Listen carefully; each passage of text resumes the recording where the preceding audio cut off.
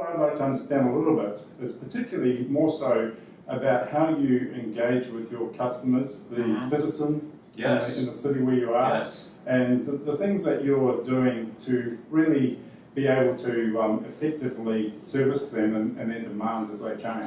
Right. So part of what I'm going to outline in my talk today is that to do IT transformation, you have to love the business you're in. You must have deep mission focus, because how can you create profound change if you hate the business you're in, right? So every day I go to work excited that I'm going to keep people safer in conjunction with the fire department. We're going to make justice better with our work with the police department. We're going to help the water department provide clean water for folks. It's something I can look at my kids and they can say, Dad does something meaningful, right?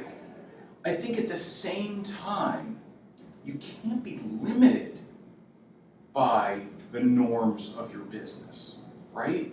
And I think one of the things that I believe has contributed towards Asheville's rise in the world of technology has been that we talk about what happens in a very candid way.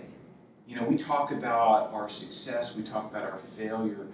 One of the things that I'm going to talk about again in my talk today is this notion of reporting, telling what you do. Because I think it's just an incredibly transformative thing to do. So my point by not being limited is I think that a lot of local government IT, I don't want to say that they're insular, but they tend to not view public engagement as their job. Right. Right? I mean, I think that's fair to say. And so I'm a little crazy, you know, and so I believe that actually it is our job to tell what we're trying to do, how we're messing up. If you look at our website, it's asheville.nc.gov/ITS, you will see our annual reports for the last couple of years. And we talk about challenges and opportunities.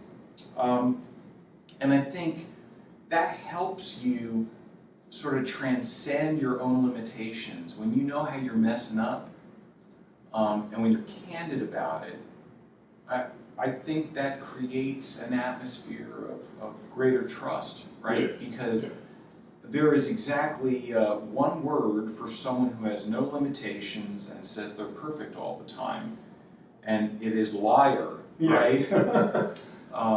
You know, that's not to say that, you know, if you screw up all the time, there aren't consequences. But I think it is helpful in building a credibility profile when you talk very honestly and candidly about your challenges. So that's how I think being social makes you better.